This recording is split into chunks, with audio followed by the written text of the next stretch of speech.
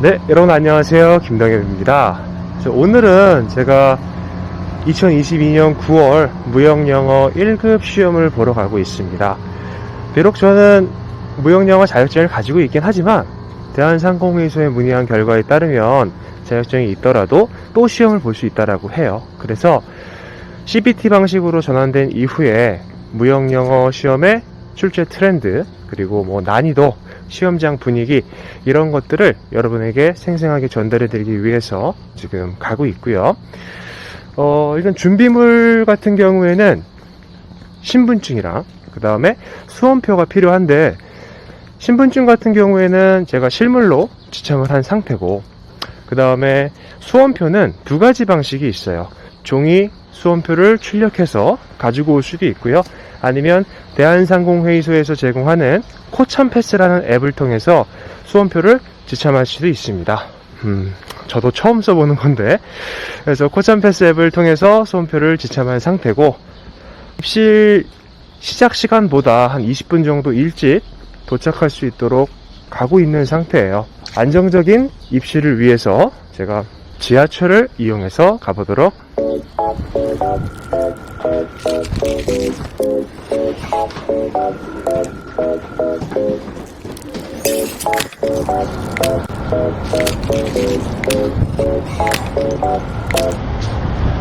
네, 여러분들, 저 시험 보고 나왔습니다. 오랜만에 이렇게 시험을 봐서 그런지 굉장히 좀 몸이 힘이 드네요. 이 시험 결과 확인은 내일 바로 가능하다라고 해서 내일 한번 확인을 해볼 예정이고요. 시험 일정 같은 경우에는 매년 4월에서 6월, 그리고 9월에서 11월 매주 화요일과 일요일에 있으니까 시험 보실 분들은 스케줄 참고하시면 좋을 것 같습니다. 그리고 이 CBT 방식의 시험을 한 번도 안 보신 분들도 계실 것 같아요. 근데 실제 시험 시작 직전에 굉장히 상세하게 설명을 잘 해주십니다. 그래서 그런 걱정은 하지 않으시고 시험 보러 오셔도 될 것 같고요. 이 시험의 어떤 출제 트렌드, 그 다음에 난이도, 각종 후기들에 대해서는 제가 스튜디오로 자리를 옮겨서 좀 더 상세하게 말씀드려 볼 수 있도록 하겠습니다. 기대해 주세요. 네, 여러분 안녕하세요. 김동엽입니다. 브이로그 잘 보셨어요? 제가 시험 가는 길에 찍고 그 다음에 시험 보고 나와서 또 찍었는데, 사실은 저도 브이로그를 처음 촬영을 해봤어요. 그래서 찍고 나서 보니까, 촬영하고 나서 보니까 굉장히 좀 어색하더라고요. 각도도 그렇고, 그 다음에 여러 가지가 각도가 하나로 고정돼 있잖아요. 그래서 좀 참 어색했는데, 제가 또 그날 집에 와서 다시 또 찍는다, 이거는 좀 조작의 여지가 있으니까 그러지는 않았고 그냥 그대로 여러분들께 보여드렸습니다.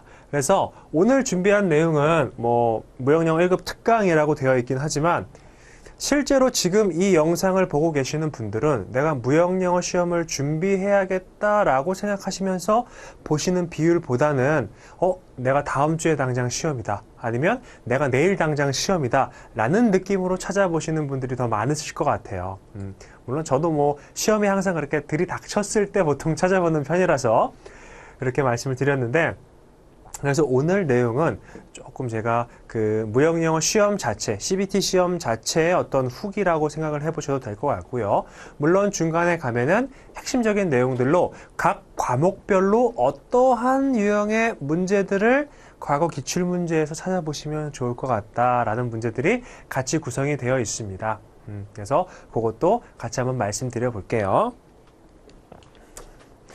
자, 일단 다들 아시는 내용이겠지만, 시험은 우리 세 과목으로 구성이 되어 있죠. 그래서 영문 해석, 영작문, 무역 실무, 총 75문제로 구성이 되어 있습니다. 사지선다형이라고 보시면 될 것 같고, 총 90분이에요. 자, 그 다음에 CBT 시험 총평 부분으로 들어가서 먼저 시험 소감을 좀 말씀을 드려볼게요. 자, 이 부분은 제가 키워드 형식으로 좀 준비를 해봤습니다. 그래서 맨 첫 번째 나와 있는 게 90분이라고 나와 있는 게 그 세 과목을 합쳐서 우리가 90분을 쓸 수 있다라는 얘기예요. 그래서 만약에 내가 1과목에 좀 자신이 있고 2과목에 좀 자신이 없어요. 그러면 1과목 문제들을 빨리 풀고 1과목에서 절약된 시간들을 2과목에 배분해도 괜찮습니다. 그래서 보통 이제 3과목을 좀 많이들 자신 있어 하시죠. 왜냐면 한글로 출제가 되니까. 그래서 3과목은 최대한 빨리 풀고 1과목과 2과목이 영어로 출제가 되니까 그쪽에 시간을 조금 더 할애하는 방식으로 해보시는 게 좋을 것 같아요.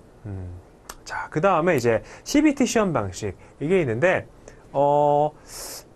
컴퓨터 베이스드 테스트니까 컴퓨터를 사용한 시험이다. 즉 시험지가 종이로 나오는 게 아니라 컴퓨터에 나와 있고 컴퓨터에다가 정답을 체크하는 방식으로 간다라고 생각하시면 될 것 같아요. 그래서 CBT 시험 방식을 한 번도 경험해보지 못하신 분 괜찮습니다. 제가 브이로그에서 말씀드렸듯이 실제 시험이 시작되기 직전에 굉장히 CBT 시험 방식에 대해서 자세하게 설명을 해주세요.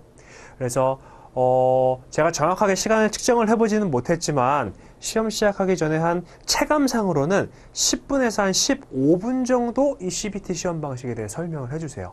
그리고 실제로 그 예시 문제, 예문들이 있고 그거를 정답을 체크해보는 시연까지 할 수 있도록 만들어 놨습니다. 그래서 그거는 전혀 걱정하지 않으셔도 될 것 같아요. 근데 이게 CBT 시험 방식이다 보니까 컴퓨터 모니터를 봐야 되잖아요. 사실 저 같은 경우에도 시력이 그렇게 좋지는 않아요.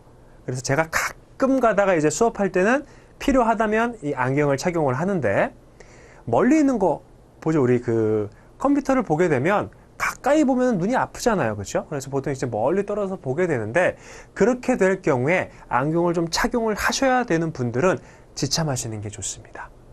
90분 동안 모니터를 계속 봐야 되기 때문에 내가 집중력이 좀 흐트러지거나 아니면 오랫동안 봐서 눈이 좀 피로해진다 싶으면은 점점점 몸이 앞으로 기울게 돼요.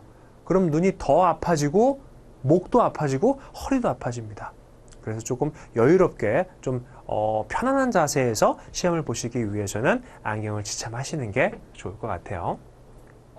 자, 그 다음에 수험표는 두 가지 방식이 있다고 말씀드렸죠. 코참 패스를 이용하는 방법, 그 다음에 실물 수험표를 이용하는 방법이 있는데 저 수험표 자체를 그렇게 막 엄청 강조해서 보지는 않으세요. 그래서 뭐 수험표를 확인하실 확률이 조금 있긴 하니까 그래도 코참 패스 앱을 통해서 지참하시는 거를 조금 제가 추천을 드리고요.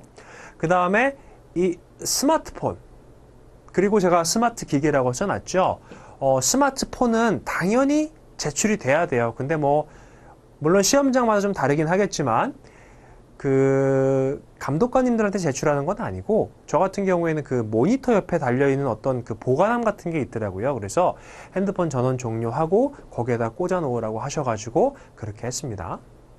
그 다음에 스마트 기기를 제가 써놓은 이유가 뭐냐면 요즘에 우리 스마트워치 많이 착용하시죠. 스마트워치도 제한을 해요. 그래서 모든 전자기기는 전부 다 안 된다라는 거 참고하시면 되겠고, 자, 그 다음에 대기 시간 한번 볼게요. 이게 시험을 접수를 하고 나서 보면은 입실 시간이 있고 시험 시작 시간이 있어요. 그 차이가 한 10분 정도 나거든요. 그러니까 입실 예정 시간에 입실을 시작을 해서 뭐 화장실 갔다 오실 분들 화장실 갔다 오고 그 다음에 좌석 확인하고 이렇게 한 다음에 시험 시작 시간에는 이 CBT 시험 방식에 대해서 설명을 시작하는 거예요. 그래서 이게 말씀드렸듯이 한 10분 정도 이렇게 쭉 설명을 해주시고 그게 끝나면 바로 시험에 들어가는 거죠. 그러다 보니까 내가 시험장에 입실을 해서 뭔가 공부를 해야겠다? 제가 봤을 땐 불가능합니다. 물론 이제 몰래 보실 수는 있긴 하겠지만 굳이 그렇게 하지 않으셔도 될 것 같고, 입실한 다음부터는 웬만해서는 책을 펴지 않는 게 좋을 것 같아요. 그래서 조금 내가 입실 예정 시간보다 한 20분에서 30분 정도 일찍 도착을 하시는 분들은 거기에 대기 장소가 있고 거기에서는 공부를 하실 수가 있으니까 간단한 요약집 같은 거 하나 가져가셔가지고 그 시간을 충분히 활용하시면 좋을 것 같습니다. 그 다음에 뭐 방역 같은 경우에는 우리 마스크를 쓰고서 시험을 보셔야 돼요. 근데 이게 막 조급하게 막 입실 예정 시간 2분 남기고 딱 도착을 해서 막 들어가다 보면은 요즘 날씨가 덥잖아요. 그러면은 막 숨도 헐떡이게 되고 막 땀 나고 덥고 근데 또 마스크 써야 되고 그럼 집중이 잘 안 되시겠죠. 그러니까 조금 일찍 도착하시면 좋을 것 같고요. 그 다음에 입실하기 전에 거기 이제 큰 모니터가 있어요. 이런 큰 화면이 있고 거기에서 내가 시험 볼 좌석 번호가 이름하고 같이 나와 있습니다. 그래서 그거 확인하시고 입실하시면 되고, 그다음에 마지막에 이 포토 사진 같은 경우에는 제가 조금 재밌어가지고 넣어놔 봤는데, 좌석 번호 확인하고 입실을 하면 제 좌석이 있잖아요. 그럼 그 모니터에 제 사진이 이렇게 떠 있어요. 엄청 크게 떠 있는 건 아니지만 딱 누가 봐도 저거 내 사진이다 라고 싶은 느낌으로 한 모니터에, 기억이 잘못됐을 수는 있습니다. 한 8분의 1에서 10분의 1 정도 크기로 사진이 좀 크게 떠 있어요. 우리가 시험 접수할 때 넣어놓는 그 사진 있죠? 그게 떠 있으니까 저 같은 경우에는 웃음이 터졌어요. 그거 보고 나서.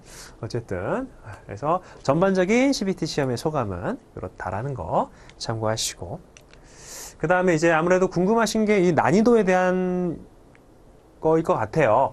제가 22년 9월 25일 날 시험을 봤고, 전체적인 난이도 같은 경우보다는 이제 영문 해석 쪽 먼저 얘기를 해드리면, 요거 세 개를 비교해 봤을 때 뭐가 그래프가 가장 높이 있죠? 사실은 이게 상중하로 나누는 건 의미 없을 것 같고, 이 세 과목 중에서 영작문이 가장 난이도가 높았어요.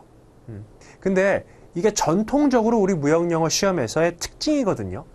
영작문이 가장 난이도가 높고, 두 번째로는 영문 해석, 그리고 무역 실무가 가장 난이도가 낮았습니다.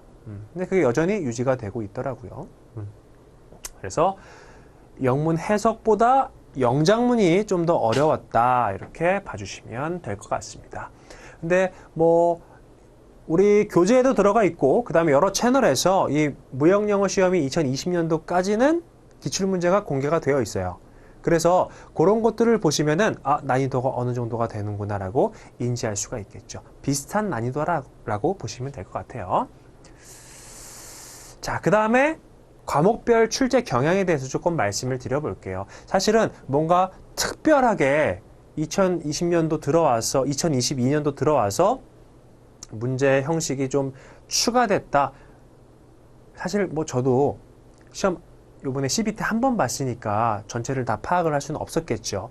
그렇지만 요번 시험에 기존보다 더 추가해서 새로운 형식의 문제가 나오지는 않았다라는 걸 미루어 봐서는, 만약에 나온다 하더라도 각 회차별로 한 문제 정도가 신양식, 신포맷으로 출제가 될 거예요. 그래서 엄청 신경 쓸 정도는 아니다라는 거 참고해 두시고, 그래서 영문 해석 같은 경우에는 순서 맞추는 문제, 일단 흐트러 놓는 거죠.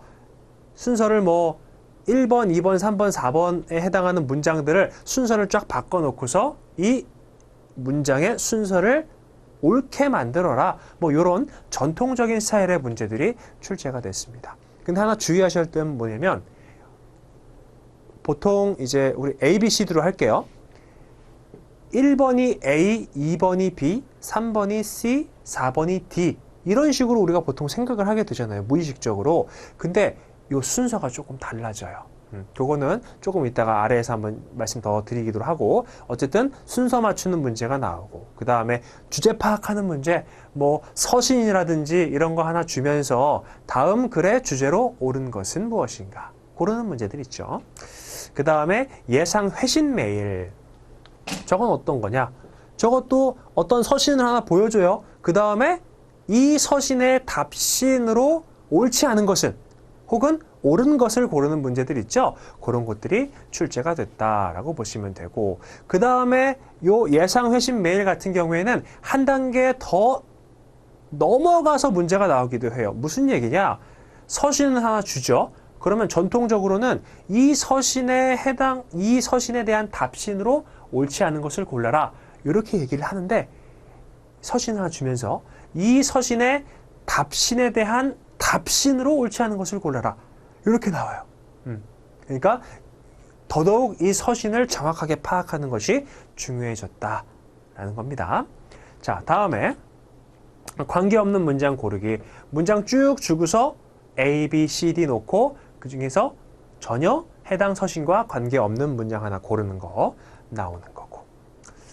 그러니까 이런 것들이 이제 아까 전에 말씀드렸던 거예요. 뭐 예를 들어서 1번이 A, 2번이 B, 3번이 C, 4번이 D, 이렇게 나온다라고 생각을 하는데, 사실 알고 보면 이 순서를 바꿔 놓는 거죠. 1번이 C, 2번이 A, 뭐 3번이 D 이런 식으로.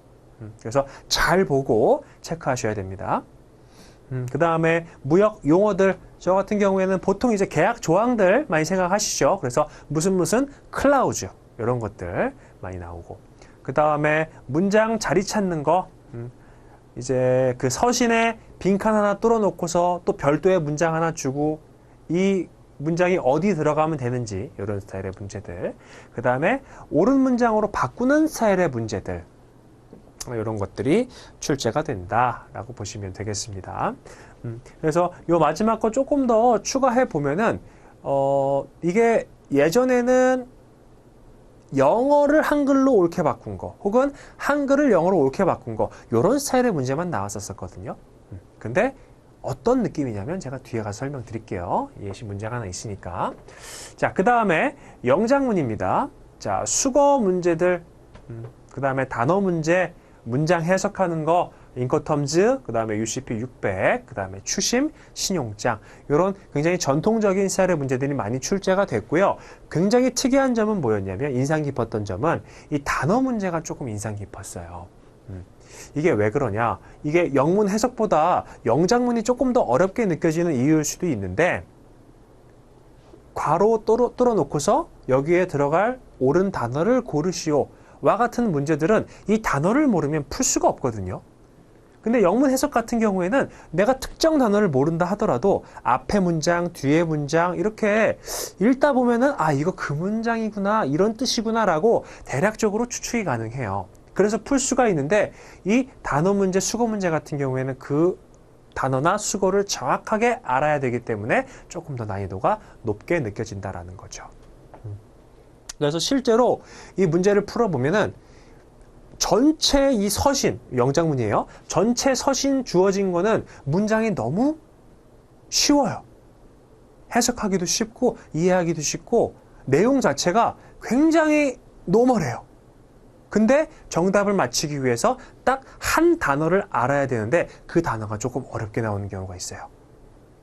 그래서 그 단어 하나를 몰라서 문장을 못 푸는 경우가 생기게 될 것 같습니다.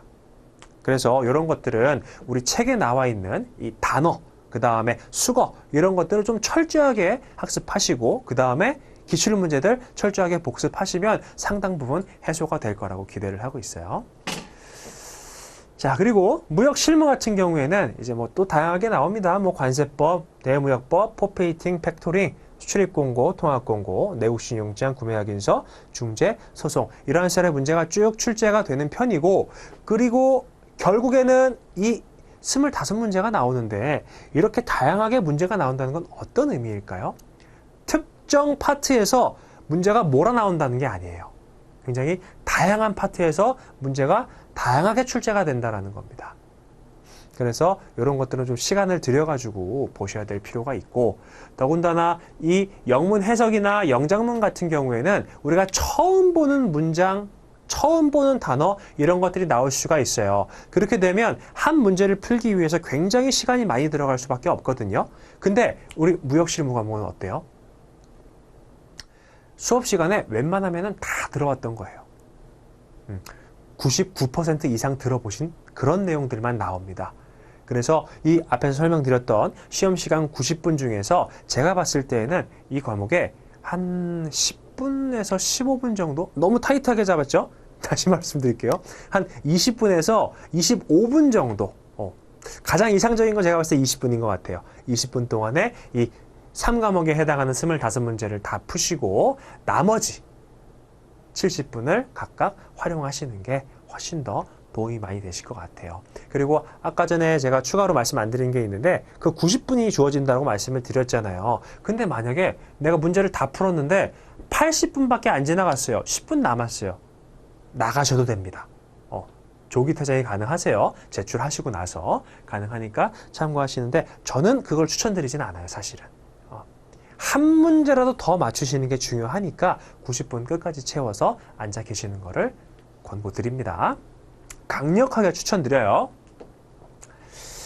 자, 그래서 각 과목별로 그러면 우리가 2022년도 이제 9월이니까 9월도 끝나갔죠. 11월까지는 시험이 계속 있어요. 그래서 11월 안에 시험에 합격하시려면은 어떤 스타일의 문제들을 조금 더 집중해서 풀어보시는 게 좋을지 제가 기출문제 베이스, 그 다음에 뭐 우리 이패스에서 제공하는 CBT 모의고사 베이스 해가지고 조금 문제를 준비를 해봤습니다. 근데 하나 알아두셔야 될 거는 이 문제가 출제가 됐다 이런 게 아니에요. 그래서 이런 스타일의 문제들이 전통적으로 무형영어 시험에 출제가 되어 왔고, 그리고 이번에도 여전히 CBT 방식에서도 이런 스타일의 문제들이 출제가 되는 것 같으니까 이런 스타일에 좀 익숙해지셔라 라는 겁니다. 자, 처음에 이제 영문해서 첫 번째 문제입니다. 2020년도 기출이고요. Which of the following is not true? 뭐에 대해서 CPT, 인코텀즈, 룰에 대해서 옳지 않은 거 고르래요. 그러면 뭐 물어볼 수 있는 게 굉장히 좀 제한적입니다. 예를 들어서 인도 장소가 어디냐, 비용은 누가 어디까지 부담하느냐, 위험은 언제 이전되느냐, 뭐 이런 내용들이 좀 위주로 나와 있겠죠. 자, 그럼 1번에 The seller delivers the goods to the carrier. CPT에서는 셀러가 운송인에게 물품을 인도함으로써 인도 의무가 완료가 되고요. 또는 delivers the goods by procuring the goods so delivered. 조달에 대한 내용 나와 있죠. 맞고. 그 다음에 2번에 the seller contracts for and pay the cost of carriage. 뭐 해야 돼요? 셀러는 운송 계약을 체결을 하고 운임을 지급해야 됩니다. necessary to bring the goods 어디까지 가져갈? to the named place of destination. 목적 장소까지 가져갈 운송 계약을 체결해야 된다라는 거고. 다음에 3번에 the seller fulfills its obligation. 자, 본인의 의무를 완료를 해요.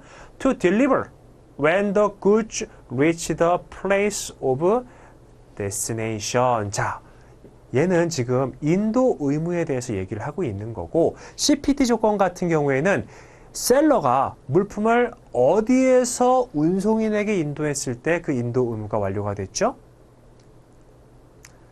수출국, 선적지예요. 그렇죠? 거기서 이미 물품이 인도가 되면서 위험이 이전이 되는 겁니다. 목적지까지, 목적항까지 운송 계약을 체결해 주는 거는 비용에 대한 얘기예요. 그거를 따로따로 보셔야 되죠. 그래서 3번이 틀렸네요. 답은 3번. 4번에 seller must pay the cost of checking, quality, measuring, weighing, counting necessary 쭉 나와 있는데, 물품을 점검하고 포장하고 이것들 다 누구의 의무예요? 셀러의 의무였습니다. 자, 다음 문제 한번 볼게요. 이것도 2020년 기출입니다. 자, which of the following is the best title for the passage? 자, 요거 뭐에 대한 설명인지를 찾는 문제죠. 그러면 요런 스타일의 문제가 나오면은 일단은 여기 네모칸 보지 마시고 1번부터 4번까지의 보기를 먼저 한번 보세요. 근데 이 1번부터 4번까지의 보기가 굉장히 길게 나와 있다. 이 보기 하나하나의 길이가 이만큼 된다? 그럼 그거는 제가 봤을 때는 안 보시고 바로 여기로 들어가시는 게 나아요. 시간 절약상. 근데 이거 보면 그냥 개념, 용어들만 나열되어 있는 거죠. 이거는 먼저 여기를 보시는 거를 추천드립니다.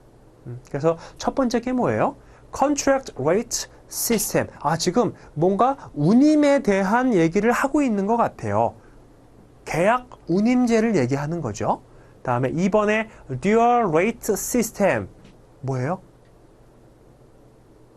이중 운임제. 다음에 3번에 Fidelity Rebate System.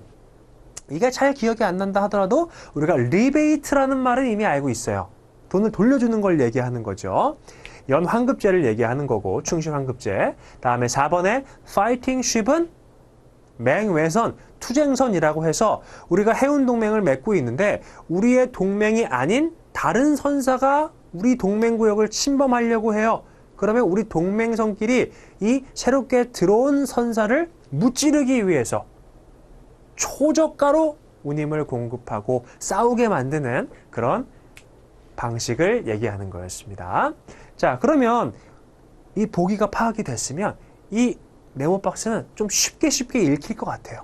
자, a system, 시스템인데 used within some conference systems. conference는 동맹을 얘기하는 거죠. whereby a shipper, 화주 혹은 is granted a rebate. rebate라는 말이 나왔어요. of freight paid over a specified period. 어떤 특정 기간 동안에 지불된 운임에 대한 리베이트를 얘기한대요. 자, 여기까지만 읽으면 이제 어떻게 되는 거예요? 사실은 답이 나왔죠. 리베이트 관련된 거는 요거 3번 하나밖에 없으니까. 그래서 subject to his having used the conference line vessels exclusively during that period. 그 기간 동안에 우리 동맹선사에만 선적을 하고 운임을 지불했던 그 고객, 쉬퍼에게 우리가 다시 운임의 일부를 돌려주겠다라고 하는 시스템. 뭐예요? 3번의 fidelity rebate 시스템이다 라는 겁니다. 자, 다음에는 19년 기출이에요. Choose wrong part of LC explanation. 자, 신용장 설명 중에 잘못된 거 골라라. The letter of credit is probably the most widely used method of financing for both export and import shipments 라고 나와 있는데 사실은 뭐 그냥 이거는 그냥 반 농담식으로 만약에 여기에 이렇게 줄이 쳐져 있었으면은 그게 답이 됐을 거예요. 왜냐하면 요즘에 신용장 사용 빈도가 많이 떨어졌어요. 엄청 많이 떨어졌습니다. 그래서 많이 사용되지는 않아요. 자, 다음에 in establishing a letter of credit, the buyer applies to his own bank for a specified amount. 자, 우리 신용장 발행 절차 기억나시죠? 신용장 개설 의뢰인이 셀러와 바이어 중에 누구예요? 바이어였죠. 그래서 이 바이어가 본인의 은행에게 신용장을 개설해달라고 요청을 해요. 그러면 그 은행이 신용장을 발행하게 되고 명칭은 개설은행이다 라고 부를 수가 있었죠. 그리고 이 신용장에 따라서 조금만 써볼게요. 자, 그래서 우리 어플리컨트 바이어, 그 다음에 이 issuing bank 개설은행이죠. 그래서 이렇게 요청을 하게 되고 이 개설은행 같은 경우는 신용장을 직접 발행을 해서 통지은행을 통해서 수출자인 누구에게 beneficiary, 수익자라고 불렸죠? 이 사람한테 보내주는 거예요. 왜냐? 이 수출자는 어때요? 이 신용장 거래에 따라서 수익을 얻는 당사자가 되는 거니까 명칭이 beneficiary, 수익자가 됐습니다. 자, 그러면 이 신용장은 누구를 수익자로 하여 발행돼야 돼요? 바이어예요? 아니면 셀러예요? 셀러가 되겠죠. 근데 여기 B에 뭐라고 되어 있어요? In favor of the buyer라고 되어 있으니까 이 부분이 틀렸습니다. The buyer stipulates the documents 뭐 쭉 나와 있는데 여기까지만 보도록 할게요. 이 문제는. 자, 다음에 19년도 2회 기출입니다. Which is not correct according to the letter 라고 되어 있습니다. 뭐 이런 스타일의 문제 같은 경우도 저는 요걸 먼저 보는 것보다는 그냥 바로 들어가는 게 더 낫다라고 생각을 해요. 왜냐면 여기가 지금 문제가 길잖아요. 1번부터 4번까지 읽고 나서 여기를 읽으면 여기에 있던 게 잘 안 떠오르는 경우도 있어요. 그래서 이런 거는 그냥 쭉 푸셔도 괜찮을 것 같아요. 그래서 리차드슨한테 서신을 보냅니다. We were pleased to receive your order. 자, 우리는 지금 어떻게 된 거예요? 주문을 잠시만요. 됐다. 요거를 자, 우리는 어떻게 된 거예요? 지금 주문을 받은 거예요. 그럼 이 서신을 작성한 사람은 셀러일까요? 바이어일까요? 셀러죠. 주문을 받았으니까. 여기서 하나의 힌트가 나오는 거고, 그 다음에 further supply of CD player. 이런 거는 해석할 필요도 없습니다. 이게 문제를 풀다 보면 실제 시험장에서 보면은 굉장히 어려운 그런 고급 용어들이 나오는 경우도 있어요. 해당 그 어떤 비즈니스 영역에서 여기는 그냥 CD 플레이어 이 정도만 나와 있는데 뭐 예를 들면 절연체 뭐 이런 거 나오면 사실 우리가 그거를 해석할 필요가 전혀 없거든요. 그냥 그거는 물품 이름이구나 하고 넘어가시면 됩니다. 그래서 이거에 대한 주문을 받았다. 근데 owing to current difficult conditions 지금 뭔가 상황이 안 좋아요. 그래서 we have to ensure that our many customers keep their account within reasonable limits. 이게 무슨 얘기냐면 돌려 표현한 거긴 하지만 당신이 지금 이렇게 주문을 했는데 계정을 조금 뭔가 개선시켜줘야 될 것 같다라고 얘기를 하는 거예요. 자, only in this way we can meet our own commitments 라고 되어 있습니다. 근데 아직까지는 뭔가 정확하지는 않죠. 조금 더 읽어볼게요. At present, 현재 the balance of your account stands at over 이게 돈이 걸려 있었네요. 줘야 될 돈이 얼마나 남아 있는 거예요? $1,800 이상 남아 있는 거예요. 그래서 we hope that you will be able to reduce it before we grant credit for further supplies. 이제 좀 정확해진 것 같습니다. 그래서 계속해서 기존에 거래를 하고 있는 업체였는데 그 업체가 돈을 줘야 될 게 남아 있어요. 근데 또 주문을 한 거예요. 그래서 기존에 우리한테 줘야 될 돈을 먼저 해결을 해달라라고 얘기를 하고 있네요. In the circumstances, we should be grateful if you would send us your check for half the amount owed. 절반 정도를 해결해 달랍니다. We could then arrange to supply the goods now requested and charge them to your account. 그렇게 해야지만 물품을 공급해 주겠다라는 겁니다. 자, 1번 The writer is seller다. 맞죠? 왜? 주문을 받았으니까. 2번에 This is not the first time that the writer has business with Mr. Richardson. 우리가 어떻게 알 수가 있어요? 이거. 이미 기존에 거래를 해왔기 때문에 줄 돈이 남아있다라는 거죠, 아직.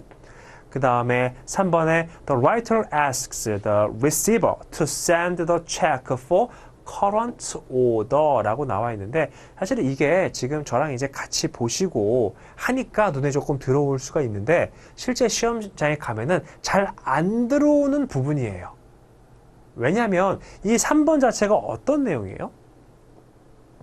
이 현재 주문에 대해서 뭘 원하고 있대요. 지불을 해라. 이런 거 원하고 있는 거예요. 근데 사실은 어때요? 지금 현재 주문이 아니라 과거에 공급했던 거. 그걸 얘기하고 있는 거죠. 그러다 보니까 요 current라는 걸 좀 놓치게 되면은 이게 3번이 눈에 안 띄게 되는 경우가 있어요. 그래서 요거는 current가 아니고 과거건이니까 답은 3번이 되는 거고. 자, 그 다음에 this is a reply to the order. 주문을 했고 그거에 대한 회신이 되는 거죠. 그래서 답은 3번입니다. 자, 다음에 우리 이패스에서 제공하는 모의고사, CBT 모의고사 문제를 갖고 왔어요. 자, which of the following is most likely to have been included in the preceding request letter? 라고 되어 있습니다. 자, 앞으로 무슨 내용이 나올지 예측하는 거예요. 내용을 보면 Thank you for your letter 쭉 나오고 requesting 뭘 요청했어요? Extension of time for payment라고 되어 있습니다. 돈을 줘야 되는데 돈을 이번에 못 주겠다. 조금 기한을 연장해달라라고 요청을 했나 봐요. In view of the promptness with which you have always settled with us in the past. 근데 요청 받은 사람이 그러는 거예요. 요청한 사람이 과거에 정말 문제없이 시간 엄수하면서 잘 지켜왔다. 좀 신뢰도가 있다라는 거죠. 신용도가 있고. We are willing to grant this extension in these special circumstances. 그래서 우리가 당신을 믿으니까 이번에는 조금 특별하게 연장을 해주겠다라고 얘기를 하고 있는 거예요. Please let us have your check in full settlement. 그리고 12월 31일까지 굉장히 좀 연장을 많이 해줬네요. 자, 그러면 1번 볼게요.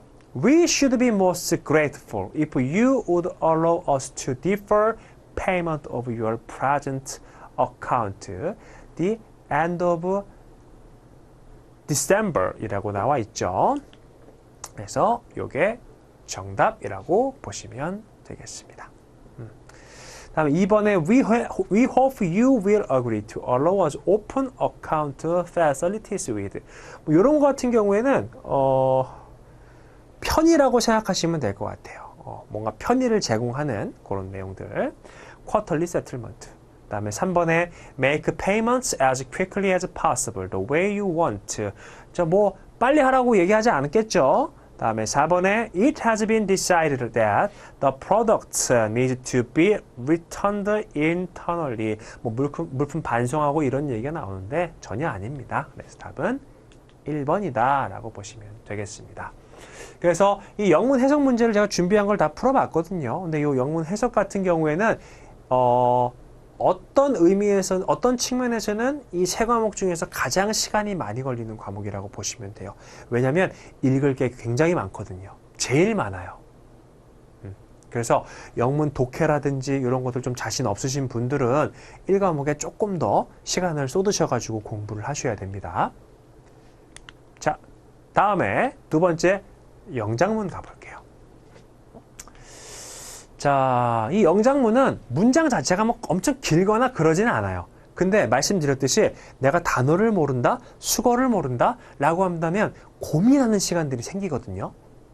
근데 한번 여러분 생각해 보세요. 내가 어떤 단어를 처음 봤어요. 잘 몰라요. 근데 이거를 고민한다라고 해서 떠오를까요? 원래 알았던 단어라고 한다면 떠오를 수는 있어요. 근데 완전히 처음 보는 단어다? 그러면 안 떠오르겠죠. 근데 대다수의 수험생분들이 실제 시험을 보다가 모르는 단어가 나오는 그런 상황에서 고민을 하기 시작해요.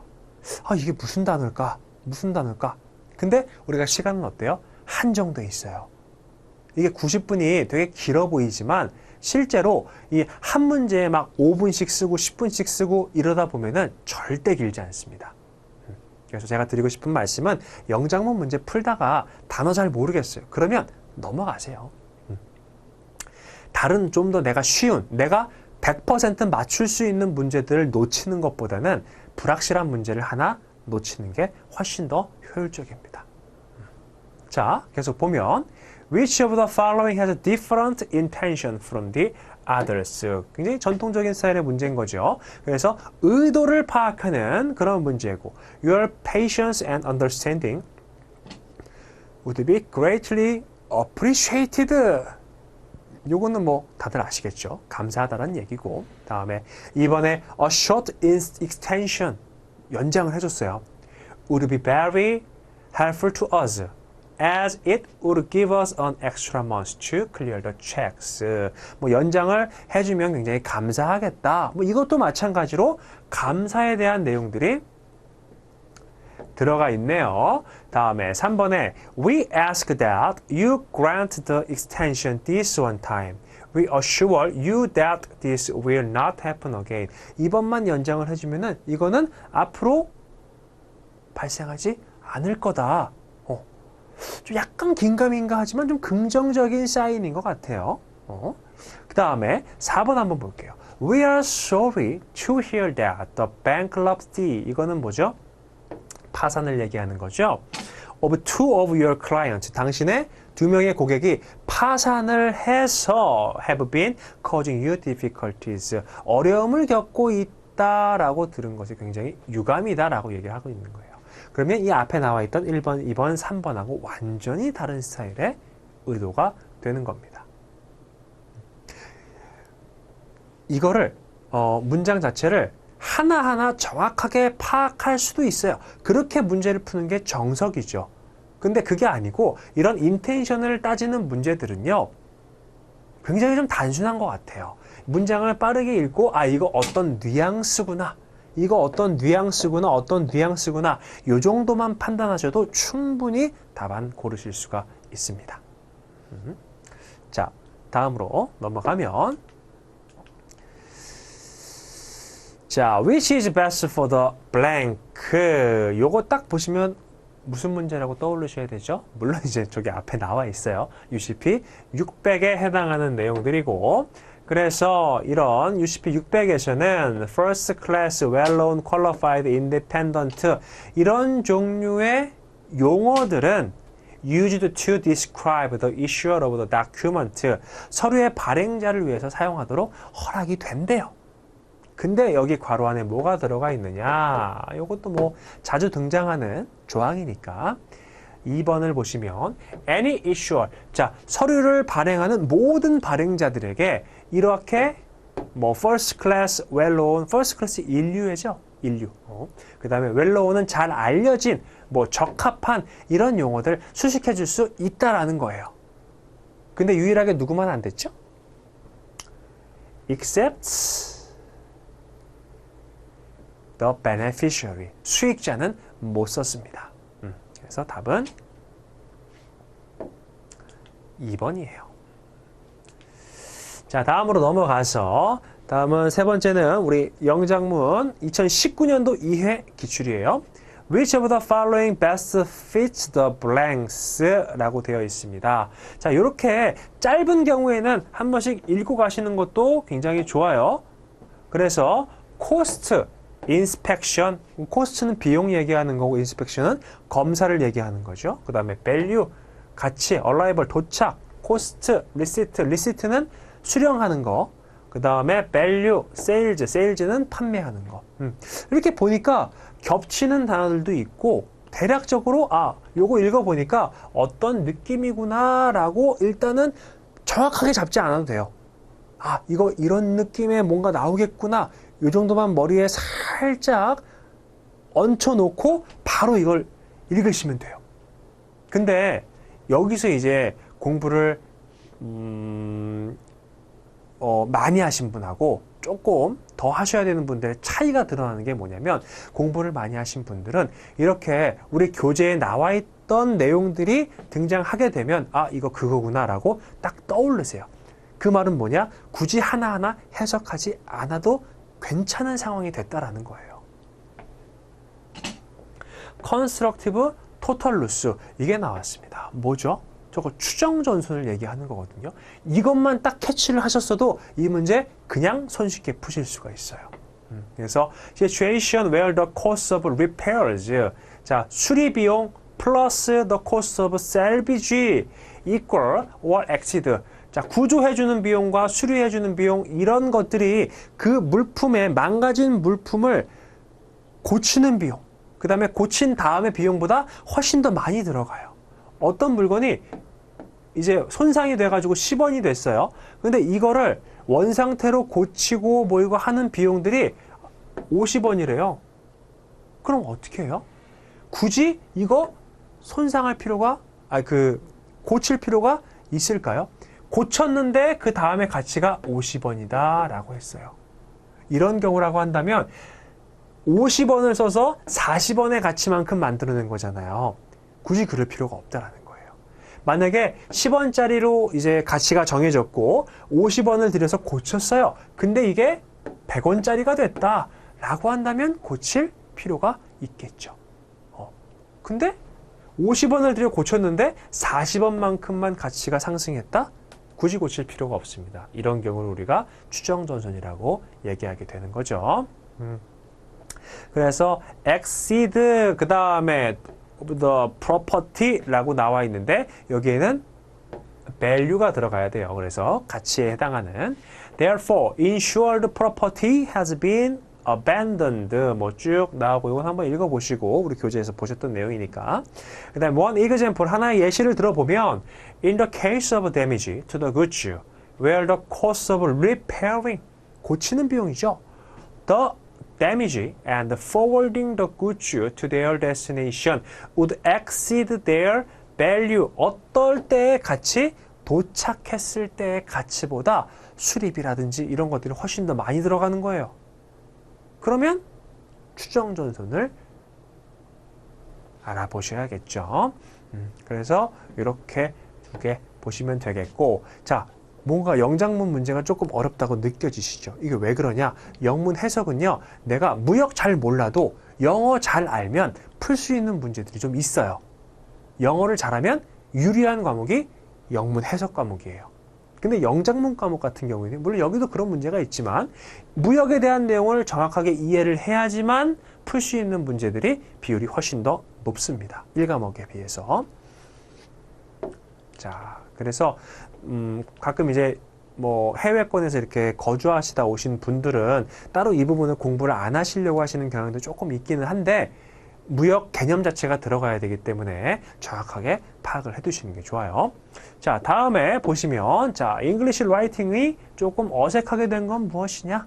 라는 거죠. 자, 요 문제도 잠깐 멈춤하시고 여러분들이 한번 풀어보세요. 이게 답이 보이는지 안 보이는지. 자, 푸셨다고 가정하고 한번 볼게요. 1번에 당사가 주문을 했을 때 3월 2일까지 선적을 마칠 수 있다고 보장했습니다. 그래서 when we placed the order, 보장했대요. finish the shipment, 언제까지? 3월 2일까지. 맞게 들어갔고, 2번에 주문서 배송을 받고 상자를 개봉했는데 상품의 일부가 없어졌대요. 그래서 we received delivery of order, 그리고 opening the box를 열었더니 we discovered some of the items were missing. 없어진 걸 발견했다. 맞고. 3번에 향후 4주간 품목의 재고 확보를 기대할 수 없으므로 이를 대신할 상품들을 제공해드리고자 합니다. 그래서 we do not anticipate having inventory. inventory는 재고 얘기하는 거죠. of the item. 앞으로 4주 동안 재고를 확보를 못할 것 같대요. 그래서 we would like to suggest some alternatives for it. 대체품을 제공을 한다. 라는 겁니다. 이것도 맞아요. 자, 그러면 답이 4번인 거죠. 만약에 조금 전에 멈추셨을 때 1, 2, 3번 중에 답을 고르신 분이 계시면 4번 문제도 한번 풀어보세요. 자, 또 푸셨다고 가정하고, 당사는 귀사의 주문서에 언급된 냉장고의 재고가 없음을 알려드리게 되어 유감으로 생각합니다.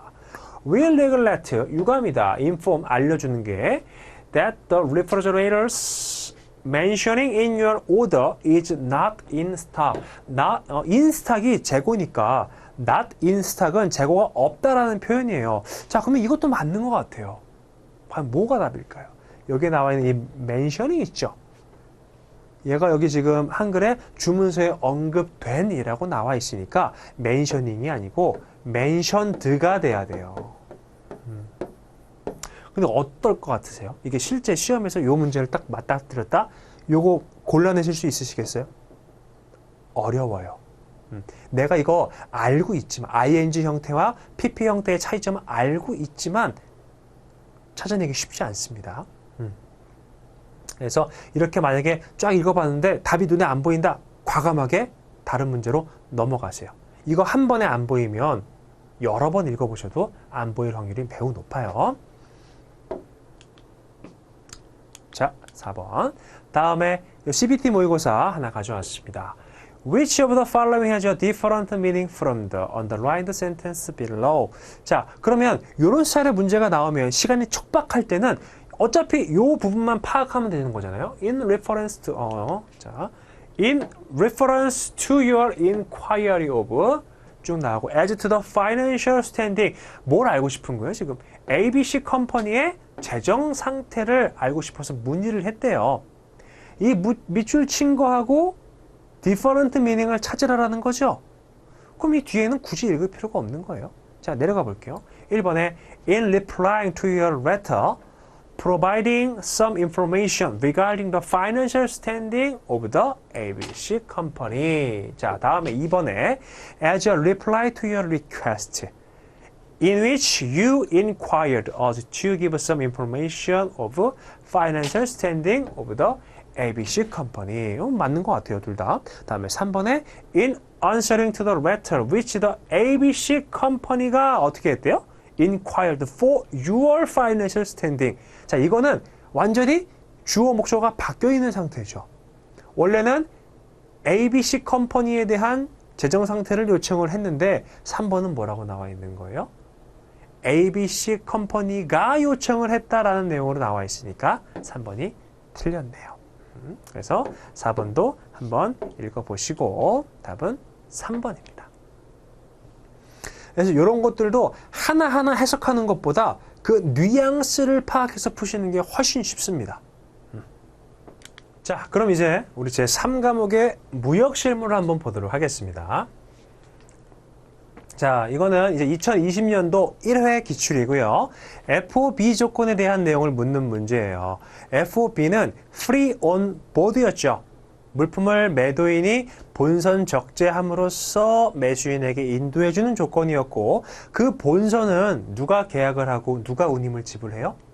매수인이 했습니다. 자, 1번. 선적항에서 매수인이 지정한 본선에 계약 상품을 인도하면 매도인의 인도 의무가 완료가 된다. 맞는 내용이죠.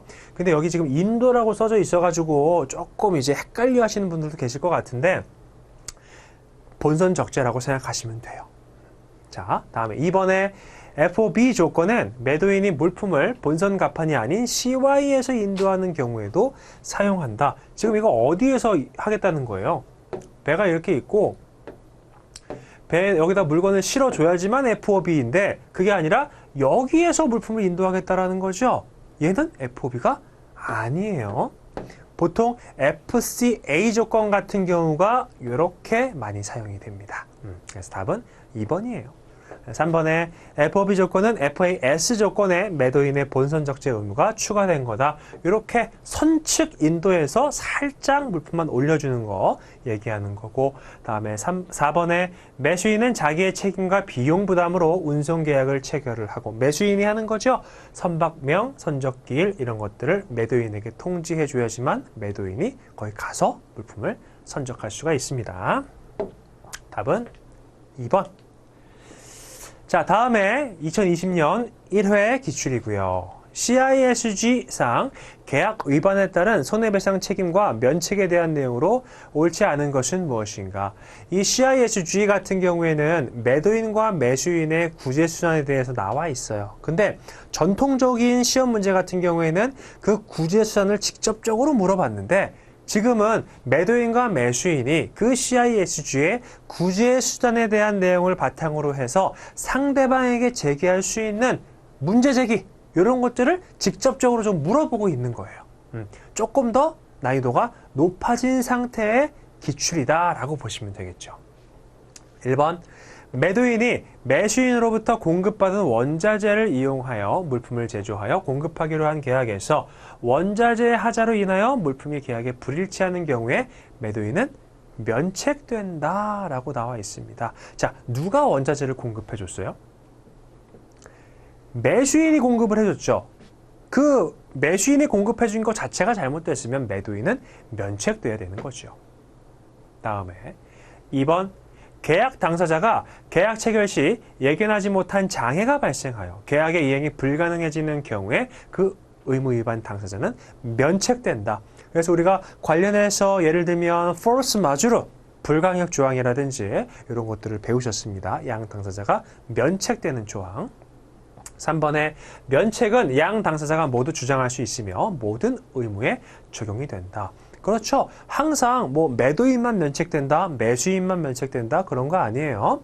다음에 4번에 계약 불이행 당사자는 계약 체결 시 예견하지 못한 장애가 존속하는 기간 동안 손해배상 책임으로부터 면제가 된다. 맞아요. 근데 그 장애가 제거된다 하더라도 이제 정상적으로 의무 이행을 할 수 있는 상황이 돼버린 거예요.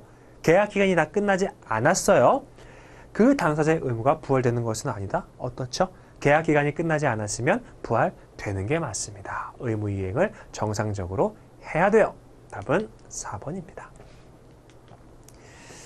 자, 다음에 요거는 이제 아마 다들 암기를 하셨을 것 같아요. ICC A, B, C의 담보 위험이 무엇이냐. 근데 우리가 제가 꿀팁을 드렸죠. ICC C의 담보 위험에 해당되지 않는 거 위주로 공부하시는 게 훨씬 더 수월하게 공부하실 수 있을 거다라고 말씀을 드렸어요. 자, 그래서 1번의 공동훼손 희생은 A, B, C 전부 다 담보 위험. 2번에 화재 폭발도 마찬가지예요. 4번에 육상 운송 용구의 전복 탈선도 마찬가지입니다. 근데 3번에 가판 유실 같은 경우에는 ICC의 담보 위험에서 빠져 있습니다. 그래서 답은 3번. 자, 다음에 넘어가 보면 CISG에 따라 수입상이 계약 의무를 위반한 수출상에게 원래 물품을 대체할 대체물의 인도를 청구하려고 한다. 요거 한 문장으로 한 단어로 줄이면 뭐예요? 대체물 인도 청구권이죠. 이에 대한 내용으로 옳지 않은 것은 무엇인가? 자, 1번에 매수인이 매도인의 계약 위반에 대해서 대체물을 청구한다면 발생한 손해에 대해서는 배상을 청구할 권리가 없다. 대체물이 나와 있어요. 근데 손해에 대해서 배상을 청구할 권리가 당연히 없는 거 아니냐? 이렇게 생각할 수는 있습니다. 근데 어때요? 우리 손해배상 청구권 같은 경우에는 권리구제순을 사용하더라도 어떻게 해서 병행해서 사용이 가능했어요. 그래서 대체물을 청구한다 하더라도 애초에 계약 위반이 있었기 때문에 그거에 대한 손해배상을 청구할 수 있다는 거죠. 답은 1번이 됩니다. 자, 이번에 매도인의 계약 위반이 본질적인 계약 위반에 해당될 때 우리 본질적인 계약 위반 같은 경우에는 해당 거래에서 상대방이 기대할 만한 바를 실질적으로 박탈할 정도의 손해를 말했죠. 대체물의 인도를 청구할 수 있고요. 3번에 매수인이 물품을 수령했으나 계약에 부적합한 인도가 있었고 수령한 상태와 동등한 상태로 반환할 수 있어야만 대체물을 청구할 수 있습니다. 4번에 매수인은 물품이 계약에 부적합하다는 사실에 대해 매도인에게 통지해야 하며 통지와 동시에 합리적인 기간 안에 대체물을 청구해줘야 된다가 되는 거겠죠. 그래서 답은 1번. 자, 이제 마지막 문제입니다. 우리 이패스 CBT 모의고사에서 가져왔고요. 무역 클레임 및 관련 조항에 대한 설명 중 가장 부적절한 것은 무엇이냐? 자, 1번에 수출자가 일방적으로 계약 내용을 불이행하여 해당 화물의 선적을 거부하는 경우 수입자는 계약 이행을 요구할 수 있다. 당연하겠죠. 왜냐? 권리니까. 계약상의 의무를 이행해라 라고 요청할 수가 있다는 거예요. 다음에 2번에 권리 침해 조항이 있는 경우 매수인이 제공한 도면에 따라 매도인이 상품을 만드는 경우. 자, 누가 지금 도면을 제공했어요? 매수인이 제공했죠? 만약 권리 침해 사항이 생긴다면 완제품을 만들었는데 권리 침해가 있어요. 뭐 저작권을 어겼거나 상표권을 어겼거나 매도인은 매수인에게 보상하여야 한다? 해야 될까요? 아니죠. 매수인이 제공한 거 그걸 가지고 매도인이 만들었기 때문에 매도인은 책임이 없습니다. 그게 무슨 조항이에요? 권리 침해 조항이었어요. 답은 2번.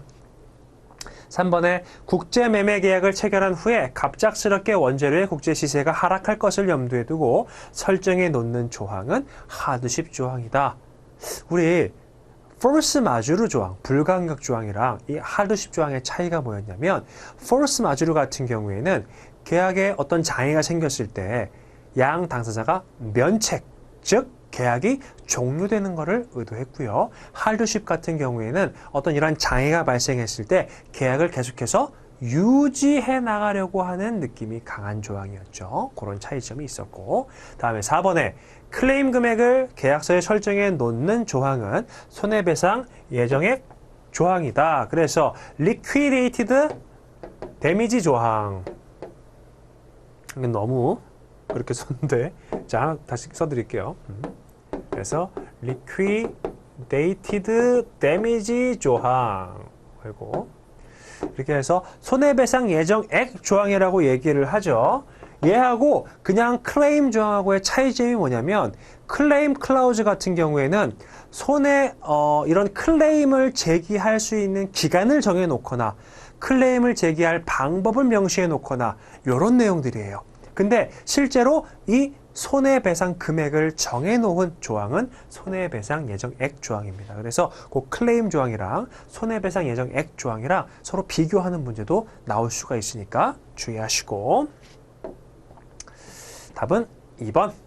자, 이렇게 해서 우리가 제가 문제를 한번 쫙 같이 풀어드렸고, 그래서 공부 방법의 팁을 좀 말씀을 드리면 결국에는 중요한 게 우리 기출문제였던 것 같아요. 그래서 기출문제에서 많이 나왔던 그런 유형들이 쭉 언급이 되어 있고, 그 다음에 실제 무역 거래에서 사용하는 용어들은 정해져 있어요. 그건 어떤 필드 가서나 마찬가지예요. 그 영역에서 사용하는 용어들이 정해져 있기 때문에 기출문제에서 나왔던 영어 표현들, 영어 단어들이 드라마틱하게 바뀔 수는 없습니다. 그래서 그런 것들을 한번 쭉 풀어보시면 좋을 것 같고, 그 다음에 굉장히 좀 강조하고 싶은 게 요거예요. 영장문 과목을 대비를 철저히 하셔야 한다. 이게 블로그라든지 아니면 실제 수험생분들 이렇게 말씀을 들어보면 이 과목 때문에 과락이 났다 라고 하시는 분들이 굉장히 많아요. 그래서 이거는 정말 철저하게 대비하셔도 모자란 과목이니까 정말 시간 많이 들여서 철저하게 대비하시길 바라겠습니다. 자, 그래서 제가 이렇게 쭉 말씀을 드렸는데, 결국에는 요거는 우리 이패스 무형영어 교재 있죠? 여기에, 요거를 잘 학습을 하시면 충분히 높은 점수로 아무 문제 없이 합격하실 수가 있습니다. 그래서 이런 것들 보시면 되고, 이제 우리 11월까지 시험 남아 있으니까 참고하시고, 그 다음에 무형영어 우리 16일 단기 플랜도 제공을 해드리고 있어요. 물론 촉박합니다. 빡빡해요. 근데 그거 따라가지고 최대한 단기간에 합격하시는 게 훨씬 더 좋겠죠. 그리고 CBT 모의고사 제공되어 있고, 그 다음에 우리 교재에서는 기출문제 제가 한 100문제 정도 이렇게 쫙 과목당 뽑아가지고 출제해 놨고, 그 다음에 실전 모의고사도 2회차가 제공이 되고 있으니까 충분히 활용하시면 됩니다. 그거 다 보시면요. 그리고 공부 열심히 하시면은 새롭게 보는 어떤 문장이라든지 이런 거는 거의 없을 거예요. 물론 이제 새롭게 문제를 계속 만들어내니까 그런 문제들이 아예 없다라고는 말씀을 못 드리지만, 그래도 높은 확률로 우리가 봤었던 개념들, 봤었던 문장들, 봤었던 단어들이 출제가 될 겁니다. 그래서 오늘 제가 준비한 내용은 여기까지고, 혹시 뭐 더 궁금한 사항이나 이런 거 있으시면은 우리 이패스 홈페이지를 통해서 언제든지 질문을 주시면 감사하겠습니다. 바로 답장 드릴게요. 자, 오늘 저랑 같이 쭉 알아봤는데 봐주셔서 감사하고, 저는 또 다음 기회가 있으면 찾아뵙도록 하겠습니다. 감사합니다.